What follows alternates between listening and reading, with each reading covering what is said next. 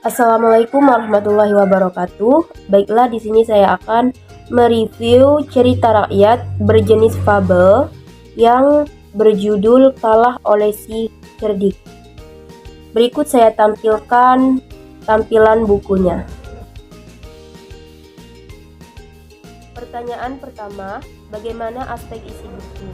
Buku yang berjudul Kalah oleh si Cerdik dengan nama penulis Atisa Penyunting Doni Setiawan, Kota Terbit Jakarta, Penerbit Kementerian Pendidikan dan Kebudayaan, tahun 2016, jumlah halaman 54 halaman, tebal buku 21 cm. Dalam buku Kalah oleh si Cerdik ini disajikan kumpulan fabel dari Jawa Barat yang sumbernya diambil dari ingatan masa kecil sewaktu penulis didongeni oleh ibu penulis. Selain itu, kumpulan fabel ini juga bersumber dari majalah berbahasa Sunda, Mendel tahun 1950-an. Dalam versi saduran, cerita diungkapkan kembali dalam bentuk sederhana dengan bahasa yang sederhana pula. Dengan demikian, diharapkan cerita ini dapat dipahami dan menarik minat baca anak-anak. Cerita ini termasuk cerita fabel karena menggambarkan watak dan budi manusia lewat tokoh hewan. Cerita ini merupakan salah satu dongeng yang menarik perhatian anak-anak, khususnya anak-anak sekolah dasar. Pertanyaan kedua, pesan yang disampaikan apakah dapat dipelajari oleh siswa sekolah dasar? Pesan moral yang disampaikan dari cerita yang berjudul Kalah oleh si Cerdik dapat dipelajari oleh siswa sekolah dasar.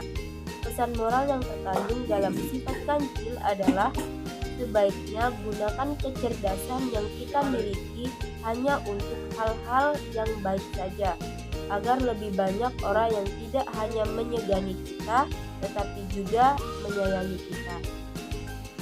Pesan moral yang terkandung dalam sifat badak adalah jangan terlalu memikirkan kesenangan sendiri, karena belum tentu kesenangan yang kita rasakan sekarang juga dirasakan oleh orang lain. Pertanyaan ketiga, buku tersebut apakah tepat sebagai media pembelajaran sastra anak?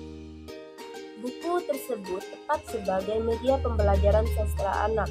Salah satunya adalah sebagai bahan ajar untuk pengayaan materi ajar pembelajaran bahasa dan sastra Indonesia di sekolah dasar. Apalagi pembelajaran bahasa dan sastra Indonesia pada dasarnya memuat pembelajaran membaca dan menulis guna mengembangkan keterampilan berbahasa.